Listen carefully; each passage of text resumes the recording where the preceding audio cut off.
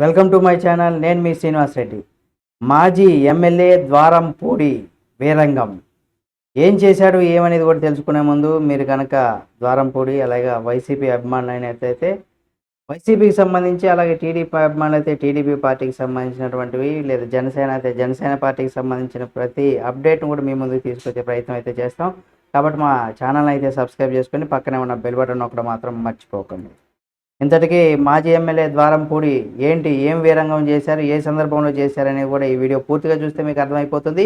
కాకినాడ నగరపాలక సంస్థ పరిధిలో వైఎస్ఆర్ కాంగ్రెస్ పార్టీ నాయకుడికి చెందినటువంటి అక్రమ కట్టడం కూల్చివేతనకు కూడా మాజీ ఎమ్మెల్యే ద్వారంపూడి చంద్రశేఖర్ రెడ్డి తన అనుచరులతో కలిసి అడ్డుకున్నారు. ఆ పార్టీ నాయకుడు బల్లా సూరిబాబు స్థానిక రాజ్యలక్ష్మి నగర్లో నగరపాలక సంస్థ అనుమతి లేకుండా G+1 భవనం పైన మరో అంతస్తు నిర్మించాలనేసి కూడా, దానిని తొలగించాలనేసి కూడా నగరపాలక సంస్థ నోటీసులు అందించింది. అయితే ఆ స్పందన లేకపోవడంతో మంగళవారం నగరపాలక టౌన్ ప్లానింగ్ విభాగం అధికారులు ఈ అదనపు అంతస్తు కూల్చివేతకు కూడా సిద్ధమయ్యారు.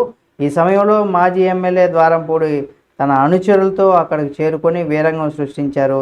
ఒక దశలో చెప్పుకోవాలంటే అక్రమ కట్టడం కూల్చేస్తున్న మున్సిపల్ సిబ్బంది పైన కూడా ద్వారంపూడి అనుచరులు వివక్షణారహితంగా దాడికి పాల్పడ్డారు.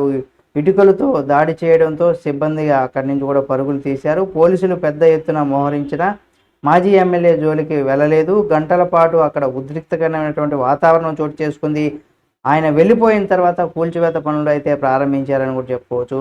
ఇటువంటి అంటే ఇప్పుడు అధికార పార్టీ టీడీపీగా ఉన్నప్పుడు కూడా ద్వారంపూడి పైన ఇంకా పోలీసు అధికారులు ఎందుకు చర్యలు తీసుకోలేదు, ఎందుకు భయపడుతున్నారనేది కూడా తెలియాల్సింది. ఏదేమైనా సరే ఈ విధంగా ఎవరైనా సరే తప్పు చేసిన ఎవరికైనా సరే అటువంటివి అయితే శిక్షలు ఉండాల్సిందే.